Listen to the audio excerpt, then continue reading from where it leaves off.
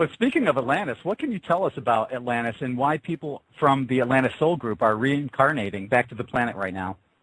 Let's look at this question a different way instead of reincarnating. Okay. Reincarnation is something that was actually brought here to limit us. It was literally a concept that was brought here to be a system of domination and control. We naturally are an incarnating species, and that's why soul families and soul groups are so misunderstood.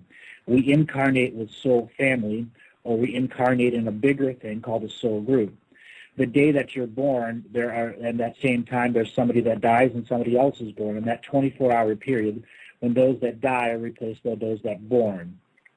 So that day of your birth, there's millions of other babies that were born and millions of other people that passed on that day. There's people going out and people coming in, and that is representative of the soul group, the migration pattern that has come in and those that are going out.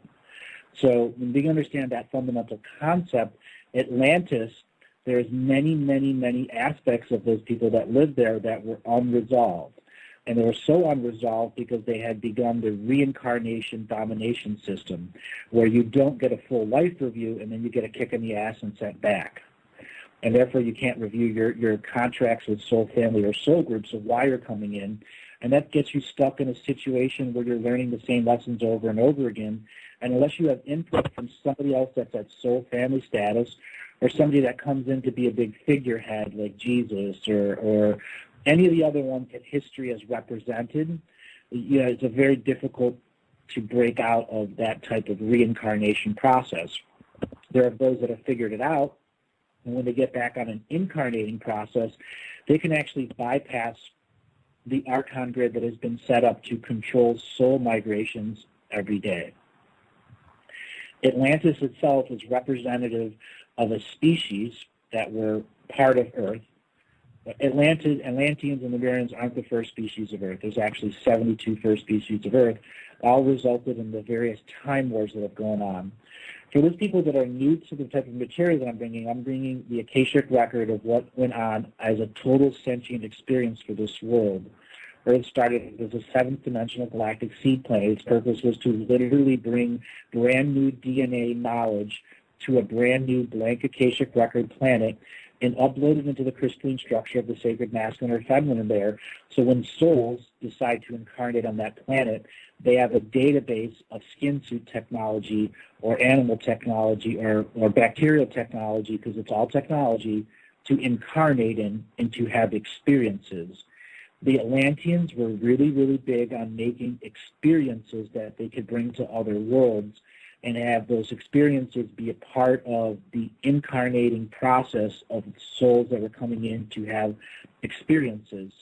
There's this spiritual wealth of experiences that old souls have.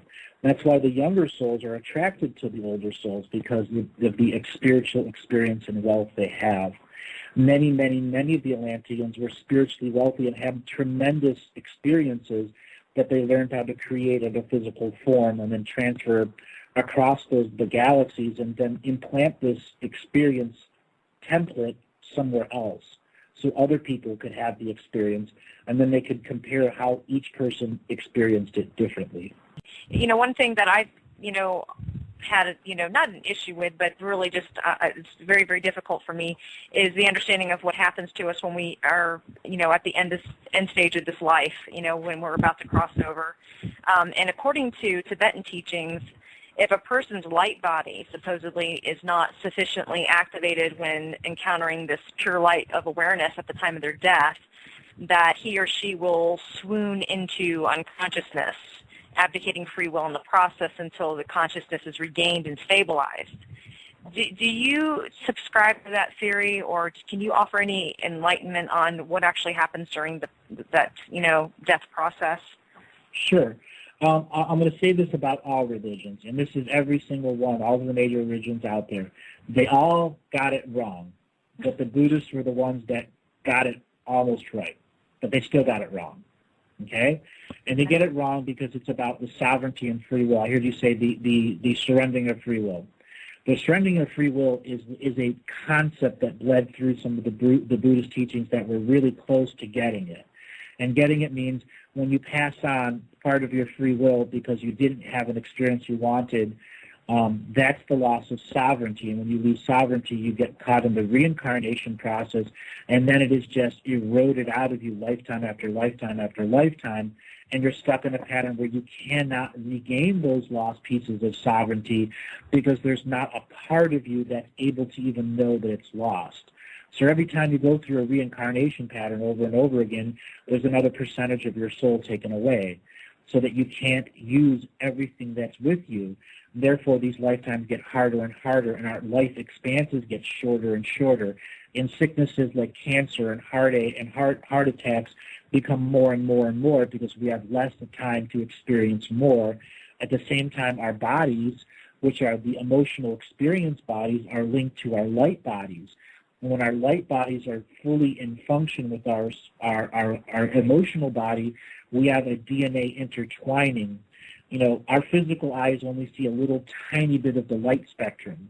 So when you're in a microscope and you're looking at the DNA strands of the double helix, you're only looking at that little micro expanse of the actual wavelength of light.